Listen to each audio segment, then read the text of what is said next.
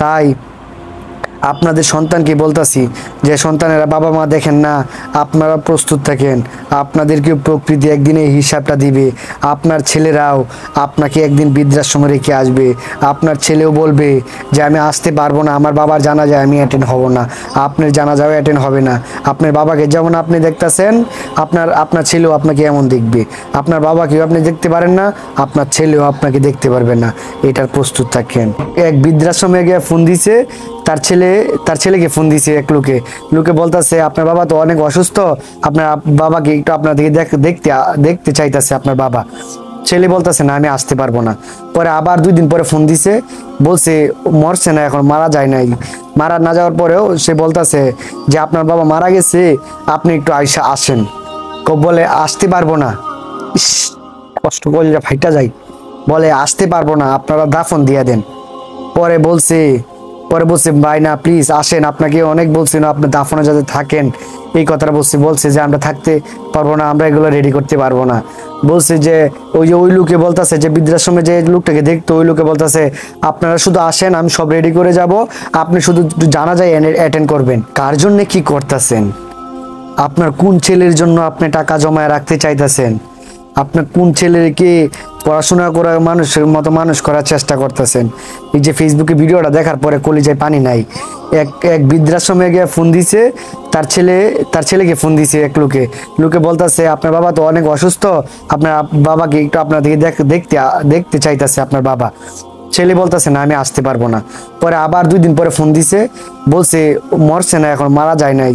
মারা না যাওয়ার পরেও সে বলতেছে যে আপনার বাবা মারা গেছে, আপনি একটু আইসা আসেন। বলে আসতে পারবো না। ইস, কষ্ট করলে ফাইটা যায়। বলে আসতে পারবো না, আপনারা দাফন দিয়ে দেন। পরে বলছে ভাই না প্লিজ আসেন, আপনাকে অনেক বলছি না আপনি দাফনে যাতে থাকেন, এই কথাটা বলছে যে আমরা থাকতে পারবো না, আমরা এগুলো রেডি করতে পারবো না।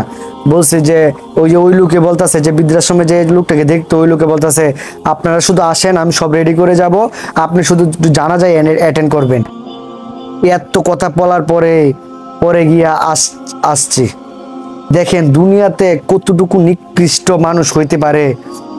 আর শুনেন, আপনিও এটা শাস্তি পাবেন যে যার বাবাকে দেখতে পারেন না, আপনার ছেলেও কিন্তু আপনাকে দেখতে পারবে না। একটা গল্প কি জানেন না? একদিন তার বাবাকে এক জুরি করে নিয়ে যাইতেছে, এই গল্পটা বলছিলাম।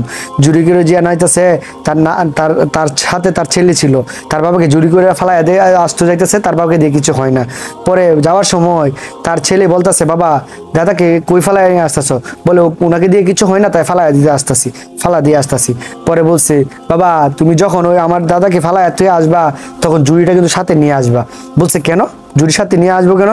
বাবা তুমি যখন বৃদ্ধ হবা, তোমাকে দিয়েও তো আমার কিছু হবে না, আমিও তোমাকে এই টাকা দিয়া জুরি না কিনা, আমি এই জুড়িয়ে দিয়ে তোমাকে আরেকদিন ফালাইয়া দিয়ে আসবো। আপনি যে বাবার জানাজায় অ্যাটেন্ড হইতেছেন না, আপনাকে যে আপনার বাবা দেখতে চাইতেছে, আপনি যে একবার যাইতেছেন না দেখতে, এটা শাস্তি আপনি পাবেন। আর আমরা কোন ছেলেকে মানুষ করতেছি? আমরা কার জন্য এত সম্পত্তি তৈরি করতেছি? আমরা আল্লাহকে ভুলে আমরা কার জন্য কি করতেছি? এত অর্থ সম্পদ রাখার কারণ কি? আমরা সুন্দর করে একটা ছেলে মানুষ করব, আমরা আল্লাহর ভয় দেখাবো, তাহলে এই ছেলে কখনো বাবা মাকে ভুলবে না। সবাই সবার পক্ষ থেকে এরকম একটা প্রতিবাদ করেন, যাতে বাবা মাকে সবাই ভালোবাসে।